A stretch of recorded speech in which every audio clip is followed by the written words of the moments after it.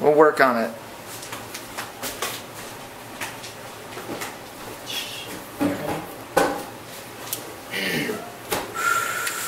Hold up. I'm ready. Hold up.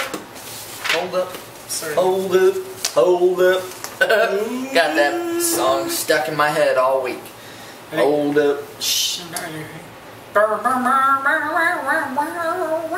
Station 2. Good evening, America, and this is Home Edition News of Pandemic Awareness. My name is Trixie Stevens. And I'm Wesley Purdue. Alright, well, we have some recent announcements from the CDC alerting us to zones of danger. The CDC has identified the northern and southern hemispheres as being a zone of danger. Also, there is 63.2% of satellites that circle the Earth that are also infected. They have recently come up with a new magnifying scope majigger. And when pictures have been taken of the bacteria, there are a couple that have been identified. One is Streptococcus pneumoniae, bears a striking resemblance to the devil. Look out for that one. Also, gonorrhea, surprisingly enough, looks just like Your Medusa. mother! Medusa! The snake-headed monster of myth that turns you to stone with we'll one look. Start with an M. The Very CDC easy to mistake. Wesley. The CDC has also closed down a local hotspot, Vegas. It has been described as a gonorrhea hotspot, so it's on quarantine as per the CDC. Now, fear not, America. The CDC has alerted us there is a weapon of mass destruction against these intruders. It is called, by the generic name, azithromycin, called by the trade names Zithromax and Z-Max. Now, the indications for use are treatment of upper respiratory infections, including streptococcal pharyngitis and acute bacterial exacerbations of chronic bronchitis and tonsillitis, which Wesley knows all about. The lower respiratory infections, including bronchitis and pneumonia. It also treats acute otitis media, skin and skin structure infections, and gonorrhea.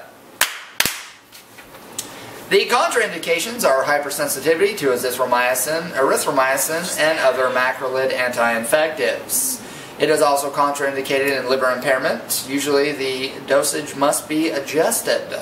Also, in renal impairment and in myasthenia gravis, it usually worsens the symptoms. Also, do not take if you're pregnant or less than 5 years of age. The life-threatening side effects include hepatotoxicity, pseudomembranous colitis, Stevens-Jones syndrome,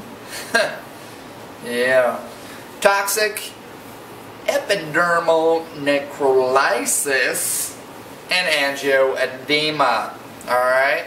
Now, the most common side effects, which are less serious, include abdominal pain, diarrhea, and nausea, which my friend Wesley knows all about. Chinese food, kids, just avoid it. Now, on to you, Wesley. Right as my little buddy here, Trixie, was saying, this little miracle pill is used for upper and lower respiratory tract infections. It's also used for skin infections and treatment of bacterial infections for those who may be HIV positive. It is also used for nasal infections of the nasolaceal area. For administration, you want to take it like 1 hour before your breakfast, maybe 2 hours after your breakfast, or for you, you can take any time because you don't eat breakfast for your skinny little figure there. You're going to want to finish it. You don't want to, like, pocket some pills as a bunch of us are, kind of fans of to save them for later. And you don't want to take them with your antacids, which are your Tums, your Prilosec, your milk of my lanches.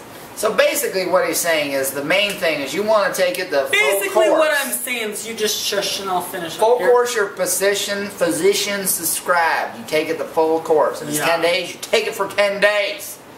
That's all I'm saying. Or 7, if it's 7. That's what I'm saying. That's what he's saying. So you're going to alert your doctor if you experience any of the following. If your tongue gets like a black, hairy overgrowth, you're not going to be like, I'm going to cut my tongue hair and give it like a Justin Bieber look and be like, ah, baby. Because Justin Bieber's not good for anyone. No, because it's going to look like you just licked a buffalo, and that's just, no one wants that. If your vaginal area is itching, I don't know much about that. Or discharge. It just sounds awful. I'd be calling 911 for that. If you experience some loose or foul-smelling stool, I'd be really excited if my stool didn't smell foul, but hey, let's go with it. If you got a rash or a fever, or if diarrhea just suddenly just develops and explodes, you're going to want to let them know.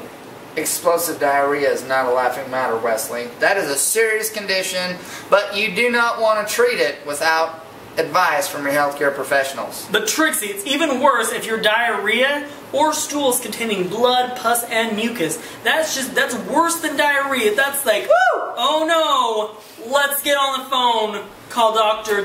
Joe. That sounds bad. It just sounds foul-smelling and bad. And I don't know about you, but I don't want to ever see it. And you're not going to want to treat this without the advice from your healthcare professional, because maybe they don't want you to treat it. And also, I think what he's trying to say, Wesley has a condition. He's not been well medicated lately, so forgive him. But to add to that, the less serious side effects include abdominal pain and nausea. And that basically wraps up the evening edition of Home News with Trixie Stevens and Wesley Purdue! Whoa! We're out, folks. Okay, so you can't say that. Dude, you took so long.